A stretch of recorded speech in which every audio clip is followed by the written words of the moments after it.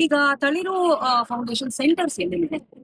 Madam Rajajinagar, ಜಯಮಾಲು, Hebbal, Konur. So ಯಾರ್ಯಾರು ಸೇರ್ಬೋದು? ಇದರಲ್ಲಿ 18 ವರ್ಷದಿಂದ 40 ವರ್ಷದ ಇರೋ ಹೆಣ್ಮಕ್ಳು ಸೇರ್ಬೋದು. ಆಮೇಲೆ ರಿಜಿಸ್ಟ್ರೇಷನ್ ಫೀಸು ದುಡ್ಡು ಎಷ್ಟು ಕಟ್ಟಬೇಕು? ಮೇಡಮ್ ಇದ್ರಲ್ಲಿ ನಾವು 1 ರೂಪಾಯಿನೂ ಯಾರ ಹತ್ರ ನಾವು ಅಮೌಂಟ್ ಇಸ್ಕೊಂಡಿಲ್ಲ, ಫ್ರೀ ಆಗಿ ನಾವು ಟ್ರೈನಿಂಗ್ ಕೊಡ್ತಾ ಇದ್ದೀವಿ.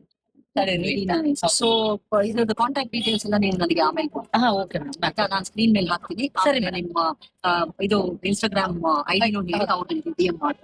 ಓಕೆ ಆಯ್ತಾ? ಸೊ ಈಗ ಟ್ರೈನಿಂಗ್ ಎಲ್ಲ ಆಯ್ತು, ಆಟೋ ಫ್ರೀ ಕೊಡಿಸ್ತೀವಿ ಮೇಡಮ್. ನಾವು ಯಾರಿಗೂ ಆಟೋ ಫ್ರೀ ಆಗಿ ಕೊಡಿಸ್ತಾ ಇಲ್ಲ, ಯಾಕಂದ್ರೆ ಇವಾಗ ಬೇರೆ ಯಾರು 10 ರೂಪಾಯಿನೂ ನಮಗೆ ಕೊಡಲ್ಲ. ಅಂತದ್ರಲ್ಲಿ ಇವ್ರು ತಳಿರು ಫೌಂಡೇಶನ್ ಅವರು ನಮ್ಮ ಬಡ ಹೆಣ್ಮಕ್ಳು ನೋಡಿಬಿಟ್ಟು ಒಂದು DN ಮಾಡಿಸ್ಕೊಡ್ತಾ ಇದ್ದಾರೆ. ಅದೇ ಒಂದು ದೊಡ್ಡ ಮಾತು ನಮಗೆ ಅಲ್ವಾ?